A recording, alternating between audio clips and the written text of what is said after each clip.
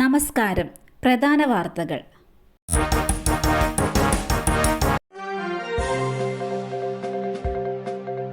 കേരള സർവകലാശാല സംഘർഷം. SFIക്കെതിരെ DGPക്ക് പരാതി നൽകി ഡോക്ടർ സിസ തോമസ്. ഓഫീസ് പ്രവർത്തനം തടസ്സപ്പെടുത്തിയെന്നും സർവകലാശാലയിലെ വസ്തുവകകൾക്കും ഉപകരണങ്ങൾക്കും വലിയ തോതിൽ നാശനഷ്ടങ്ങൾ വരുത്തിയെന്നും പരാതിയിൽ പറയുന്നു. കുറ്റക്കാരെ കണ്ടെത്തി മേൽനടപടികൾ സ്വീകരിക്കണമെന്നും സിസ തോമസ് പരാതിയിൽ വ്യക്തമാക്കി. സർവകലാശാലകളെ കാവ്യവൽക്കരിക്കാൻ ശ്രമം നടക്കുന്നുവെന്ന് ചൂണ്ടിക്കാട്ടി SFI കേരള സർവകലാശാലയിലേക്ക് മാർച്ച് നടത്തി.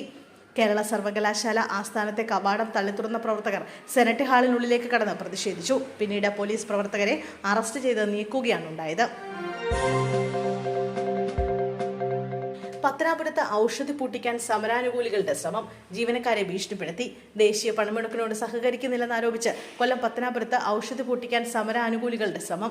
ആശുപത്രിയിലേക്ക് മരുന്നുകൾ എത്തിക്കുന്ന പത്തനാപുരത്തെ ഔഷധി സബ് സെന്ററിലാണ് സമരാനുകൂലികൾ എത്തി ജീവനക്കാരെ ഭീഷണിപ്പെടുത്തിയത്.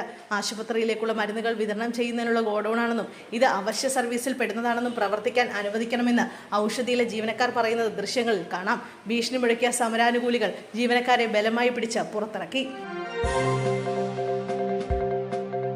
ഗ്യാസ് ചോർന്ന വീട്ടിൽ തീപിടുത്തവും പൊട്ടിത്തെറിയും ഉണ്ടായ സംഭവത്തിൽ ചികിത്സയിലായിരുന്ന വീട്ടമ്മ മരിച്ചു. ഇരിങ്ങാലക്കുട വെള്ളാങ്ങല്ലൂർ ഗ്യാസ് ചോർന്ന വീട്ടിൽ തീപിടുത്തവും പൊട്ടിത്തെറിയും ഉണ്ടായ സംഭവത്തിൽ ഗുരുതരമായി പരിക്കേറ്റ് ചികിത്സയിലായിരുന്ന വീട്ടമ്മ മരിച്ചു. വെള്ളാങ്ങല്ലൂർ 3-ാം വാർഡിൽ എരുമത്തല സ്വദേശി തൃക്കോവിൽ വീട്ടിൽ രവീന്ദ്രന്റെ ഭാര്യ ജയശ്രീയാണ് മരിച്ചത്. തൃശൂർ ജൂബിലി മിഷൻ ആശുപത്രിയിൽ ചികിത്സയിലായിരുന്നു. ഇന്ന് പോസ്റ്റ്മോർട്ടം നടപടികൾക്ക് ശേഷം മൃതദേഹം വെള്ളാങ്ങല്ലൂരിലെത്തിക്കും. കഴിഞ്ഞ ദിവസം ഉച്ചയ്ക്ക് 2 മണിയോടെയാണ് നാടിന് നടുക്കിയ അപകടമുണ്ടായത്. ജയശ്രീയുടെ ഭർത്താവ് രവീന്ദ്രനും സാരമായി പരിക്കേറ്റിട്ടുണ്ട്. ഇദ്ദേഹം ഇപ്പോഴും എറണാകുളത്തെ ആശുപത്രിയിൽ ചികിത്സയിലാണ്.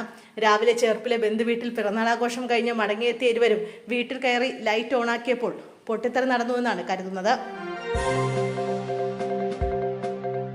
മർദ്ദനമേറ്റ പാടുകൾ. സ്വർണ്ണാഭരണങ്ങൾ കാണുന്നില്ല. 22-കാരന്റെ മൃതദേഹം കണ്ടെത്തിയത് പുഴയിൽ നിന്ന്. കാസർഗോഡ് കാണാതായ യുവാവിന്റെ മൃതദേഹം കണ്ടെത്തി. കസബ കടപ്പുറം സ്വദേശി ആദിത്യന്റെ മൃതദേഹമാണ് കണ്ടെത്തിയത്. ഹാർബർ ഗേറ്റിന് സമീപം പുഴയിലാണ് മൃതദേഹം കണ്ടെത്തിയത്. മൃതദേഹത്തിൽ മർദ്ദനമേറ്റ പാടുകൾ കണ്ടെത്തിയിട്ടുണ്ട്. ആദിത്യന്റെ ശരീരത്തിലുള്ള സ്വർണ്ണാഭരണങ്ങൾ കാണുന്നില്ലെന്ന് നാട്ടുകാർ ആരോപിച്ചു. Janaki vs state of Kerala. നിലപാട് ഭയപ്പെടുത്തി സെൻസർ ബോർഡ്. ജാനകിയെ മ്യൂട്ട് ചെയ്താൽ മതി. Janaki vs state of Kerala സിനിമയുടെ പേര് മാറ്റണമെന്നെതിരായ കേസിൽ നിലപാട് ഭയപ്പെടുത്തി സെൻസർ ബോർഡ്. സിനിമയിലെ കോടതി രംഗത്തിൽ ക്രോസ് വിസ്താരത്തിനിടെ ജാനകി എന്ന പേര് ഉപയോഗിക്കുന്നത് ഒഴിവാക്കണമെന്നാണ് സെൻസർ ബോർഡിന്റെ ഇപ്പോഴത്തെ ആവശ്യം. സിനിമയുടെ പേര് Janaki versus state of Kerala എന്നാക്കുന്നതിൽ കുഴപ്പമില്ലെന്നും സെൻസർ ബോർഡ് അറിയിച്ചു. വി ജാനകി എന്നോ ജാനകി വി എന്നോ ഉപയോഗിക്കാം. കഥാപാത്രത്തിന്റെ ഇനിഷ്യൽ കൂടി ചേർക്കണമെന്നും സെൻസർ ബോർഡ് ആവശ്യപ്പെട്ടു.